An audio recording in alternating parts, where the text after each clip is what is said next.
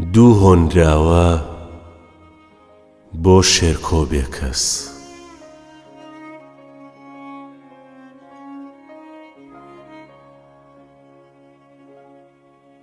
کەژاوەی گریان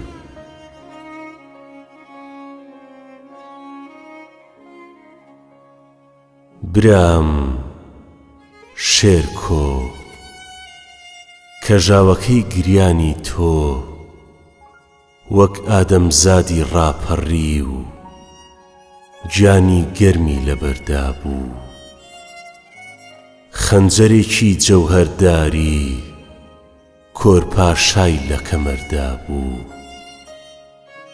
لە پێشەنگی کەژاوەتە ئاڵای خوێنینی مەهاباد هەڵکرا بوو. لە تەک ئەودا سێدارەکەی چوارچرا بوو. کە هاتە لام پەیامێکی وای بۆ هێنام، وشەکانی وەک پریشکی ئاگروا بوون، هیر ڕۆژانی ئاوێستا بوون. خوێندمەوە و گەلێک گریام، گریام بۆ خۆم، گریام بۆ تۆ، بۆ هەزاران زیندووی نێژراوی ناو گڵکۆ.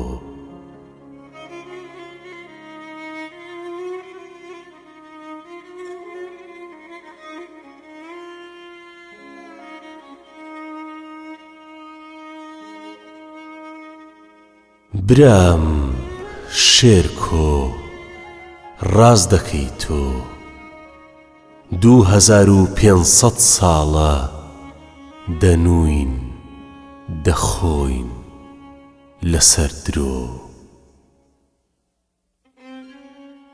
ڕاز دەکەی تۆ 2500 ساڵە گوێمان کەڕە، زمانمان گیرۆدە و لاڵە. بەڵام هەی هۆ کەی لای ئێمە پەسەند بووە پیاوی ڕازگۆ.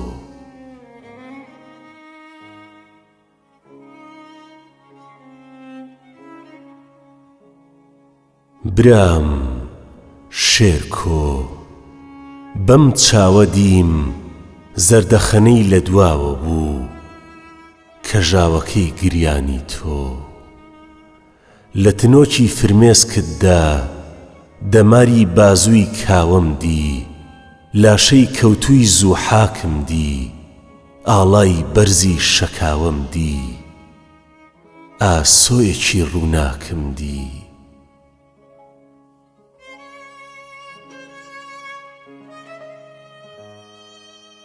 لە تنۆکی فرمێسکتدا زەردەشتم دی، باوەشی خۆی دەگرتەوە بۆ هەژار و چەوساوەکان.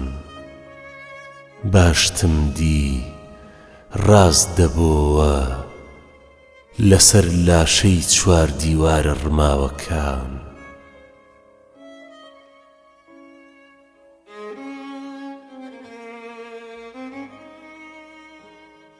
پازدەی هەشتی 1969 کوردستان.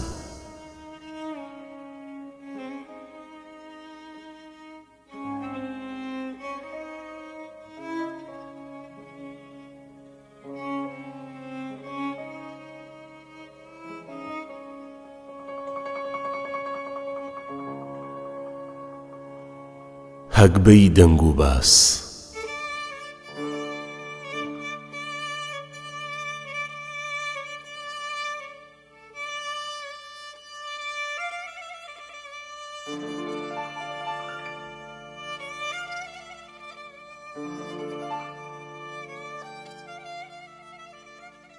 هاوڕێم هاتی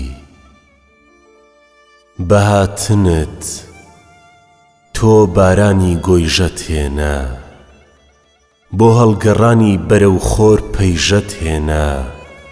مژدەنامەی زستانی زگپڕت هێنا، دەنگی مەزدە و یاخیبوون و گڕت هێنا.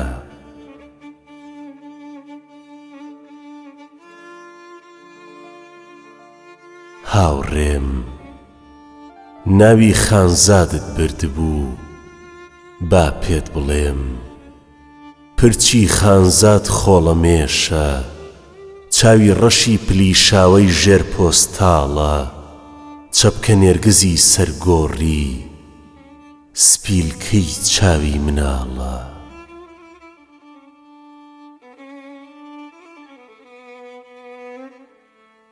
هاوڕێم کە چوویتەوە سلێمانی لە ڕێگاتا لەبیر نەکەی لە قەڵات و منارەوە لە موغەکانی شارەوە چەپکە هەواڵێک بەرەوە بۆ خوا بۆ بیرەکانی نەوت بۆ مەزاری بابە گوڕگوڕ بۆ ئەو شارەی دانیشتوانی لەناو گڕدا دەگرین بۆ گڕ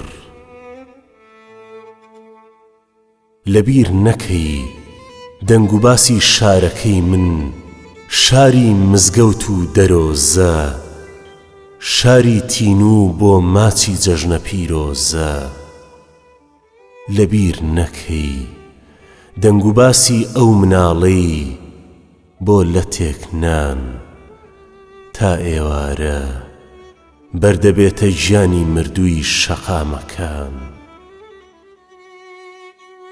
لەبیر نەکەی دەنگ و باسی حەمە چورچە جومعە کسۆ یەک بە یەک شێتەکانی شار دەنگ و باسی مەیدانی کار چایخانەی پڕ هەمووی بەرە بۆ خوا بۆ بیرەکانی نەوت بۆ مەزاری بابە گوڕگوڕ